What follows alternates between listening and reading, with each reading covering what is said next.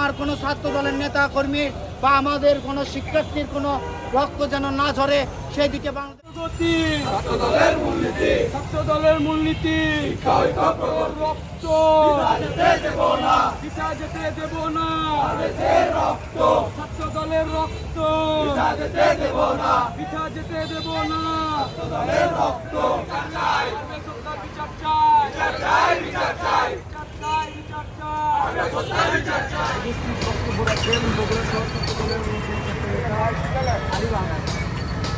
জেলাও এরকম হতে পারে। আমরা চাই আর কোনো মায়ের কোল যেন এভাবে খালি না হয়। আমরা এই হত্যাকাণ্ডের জন্য একজন অন্যতম নেতা ছিল তার হত্যাকাণ্ডের বিপক্ষে আজকে আমাদের এই মানববন্ধন কর্মসূচি থেকে আমরা প্রধান উপদেষ্টা সহ প্রশাসনের দৃষ্টি আকর্ষণ করে বলতে চাই যে এই হত্যাকাণ্ডের বিচার অতি তাড়াতাড়ি অতি দ্রুত নেওয়া হয়। বাংলা সরকার বিচারের দাবিতে কেন্দ্রীয় ঘোষিত কর্মসূচির অংশ হিসেবে আজকে আমাদের এই বগুড়া সহ ছাত্র দলের মানববন্ধনে উপস্থিত হয়েছেন বগুড়া জেলা ছাত্র দলের সংগ্রামী সভাপতি হাইবুল রশিদ সঞ্জন সরকার ভাই, উপস্থিত হয়েছেন শহর ছাত্র দলের সংগ্রামী সভাপতি এস এম রাঙ্গা ভাই সহ শহর ছাত্র দলের বিভিন্ন ইউনিটের নেতৃবৃন্দ। এ পর্যায়ে আপনাদের সামনে উপস্থিত বক্তব্য রাখবেন শহর ছাত্র দলের সভাপতি এস এম রাঙ্গা ভাই। তাদের অবিলম্বে বিচারের মুখোমুখি করার জোর দাবি করতে এই বলে আমি আমার সংক্ষিপ্ত বক্তব্য এখানে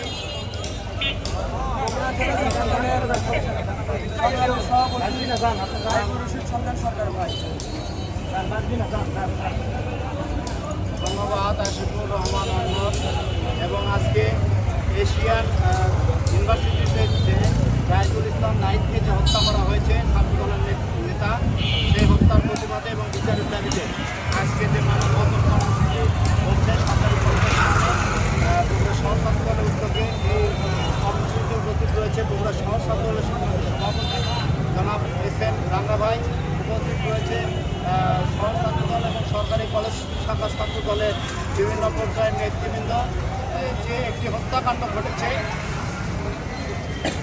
এই হত্যাকাণ্ড আমরা মনে করি এটি কোনো ছোট একটি ইস্যুকে কেন্দ্র করে হত্যাকাণ্ড নয়, এটি একটি পরিকল্পিত হত্যাকাণ্ড যা ছাত্রদলকে দমিয়ে রাখার চেষ্টা করা হয়েছে এই হত্যাকাণ্ডের মাধ্যমে। বন্ধুরা, আমরা মনে করি ছাত্রদল একটি ঐক্যবদ্ধ সংগঠন। ছাত্র ধরেছে এরকম কোনো ইউনিভার্সিটিতে যেন আমার কোনো ছাত্র দলের নেতা কর্মী বা আমাদের কোনো শিক্ষার্থীর কোনো রক্ত যেন না ঝরে সেই দিকে বাংলাদেশ জাতীয়তাবাদী ছাত্রদল লক্ষ্য রাখবে।